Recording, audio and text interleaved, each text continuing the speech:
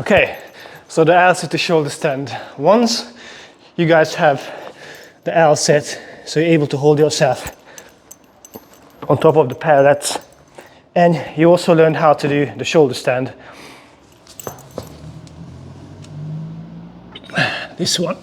Then we can pair it together into a combination of two skills called the L sit to shoulder stand. And I use this exercise, and actually have used this exercise in the past to build up towards the L sit to handstand, which kind of stems up from this one. This exercise here teaches that transition, how we move from an L sit into that vertical diagonal position, and learning to basically to be better with the L sit to shoulder stand. You have to separate the two moves, so working on the L sit definitely gonna help you just to get stronger, be able to move around in the L sit in different ways, and also having the strong shoulder stand when you can come up, you can do the tuck, you can go back out, and just feeling really comfortable doing these two exercises. And to add it together, it looks quite hard, but it's definitely possible. Starting from here, legs in, and from here, coming back and down. And that's usually the tricky part. From here, you're just going back to your extension, reverse, look up, push, and finish the movement. When you can do L sit to handstands, this can be your warm-up, but if you only at the shoulder stand, well, I say only, it's already really impressive, but if you only at the shoulder stand and the L sit, this is going to be your next step up. So the limitations we may face is, well, first, the transition bit is the hardest portion, and I often talk about the negatives. Doing the negatives first can eventually unlock the positive, the concentric part of the exercise. So what is the negative in this scenario? Well, it would be starting from your shoulder stand, drop the knees, look up, push toe, and bring the legs through, hold, and then bail out. So that's your negative shoulder stand to L sit to shoulder stand. Usually what I see with the clients, they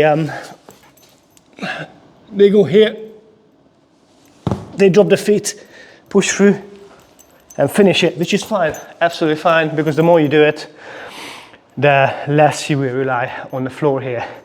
But why is this position so difficult? Why from here we don't have the strength? Well, first of all, what other exercise does this remind you to, whether I'm here or here? That's a deep dip. I always say how being good, getting really good with the basics, gonna make all these calisthenics skills much, much easier. And here's a good example for today as well. The deep dip position is right here. This is very similar to that shoulder stand transition portion. So not only doing dips like this, but actually coming all the way down as low as you can, be able to hold this position, so showing control, and be able to push back up. You don't have to be able to do many repetitions. If you can do a couple, there's probably enough strength to then transition to the L sit to shoulder stand. Both should be used within your workouts. Use the dips, deep dips, to build the strength for the shoulder stand transition, but also do the skill itself. So once again, even though you kind of slide in the feet through the floor, that's absolutely fine. So you might drop a bit, try to keep it really tight, drag the feet, just one rep, rest, wait a minute, and then try it again. So when you build the strength with the dips, that transition, it's going to become rather easy, because this position now is going to be like, you're going to be comfortable at it. Coming down, that position is going to be exactly like the dip. You can also just practice the shoulder stand, just practice the L sit. You're going to build stronger exercises in both. but you really have to use some exercises to do the transition bit. So let's talk about the dip a little more. Maybe you can't get that deep. What can we do? First of all, resistance band are always the one when if I can't do a skill, I can't do a depth, I use bands. So in this scenario, where's the band? Let's use this one. I'll make a separate video on how to use bands. This is a thin one, so I'm just gonna have it across like this, so it's fairly tight. The looser it is, the less help I'm gonna get as I go down, but the tighter it is, like you can even tighten it more. It just brings it together. Just hold it down with your hands. It's gonna give me more help. Well, this is really wide though, so about shoulder width. So there's a couple of things you guys can do. First, just do the negatives. So coming up to the dip, and you're gonna slowly lean forward, slowly come down, all the way to the lowest position you can be in. Here you can either bail out, or if you have the strength, push back up. But add a little pause, so you're building that isometric strength at that toughest position. That's one thing we can do. The other thing we can do is just working on that deep position. So once again, knees in. Have my feet down here as a support. Get myself into position already. Now feet off. There you go. And just hold this position. If you have the strength, try to do like mini pumps, because this is going to be exactly that position where you need it for the elbow to shoulder stand, bail out. That's it. So use the band until you don't need any. Right. Is there anything else? Shoulder stand, the transitions.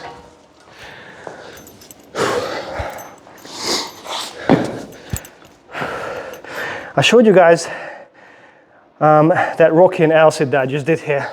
So from here, coming in this position, that's a great exercise as well. If I show you from the side, it's about, can you lift your bum up to get around the bars? That's gonna give you that lean strength, I like to call it maybe. So like from that shoulder stand, you push up, that lean position, and then bringing the bum high. It's a similar motion when you do the rocking L-sit. That's a separate skill on its own, but you might already have it, so building the reps with that one can also benefit you. So a few more words of the parallettes. I'm using these quite high bars or high mini bars because I need the space to get my legs through it. Because if I try to do this without the need the bars, without that elevation, it makes it really difficult, especially if you don't have the mobility. I don't know where I put the handles. You guys do another set while I do this thing. I think I'm just gonna use the dumbbells. So some of the parallettes are lower, some are deeper.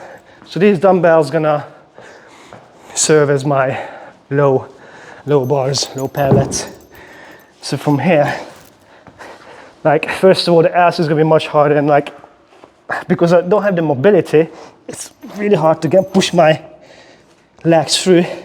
And then coming down, it's gonna be even more difficult because now we're not in that deep shoulder position like this. This is fairly easy to hold, but hold it up here, it's a whole new game. That's actually a way to progress your elbow to shoulder stand. Once you have a few reps solid, then by lowering these parallettes, you're gonna make it harder because you're no longer able to hold the shoulder stand down here.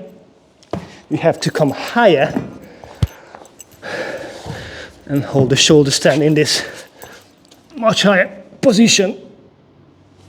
So much harder. You could hear it in my voice. They're no longer that deep stretch. But we can bridge gaps in between. So, for example, if I added some plates underneath those parallettes, that can kind of be in between. So just by elevating slightly, I mean, that won't make much of a difference, but you guys have the idea. So now, because I'm a little bit higher up, it makes it slightly easier on the shoulders. Right, so that's for the shoulder stand stuff. Let's do one more set. Let's do it together. Then you can spend maybe 5-10 minutes just practicing the drill. If you have dip bar, start with that and then do a few sets of holds at the position, and that's enough for a workout. So let's do one more set. Let me just catch my breath. Okay, push tall, shoulders down, transition into the L sit, show control, knees in. Now let's move into that deep dip. Come down.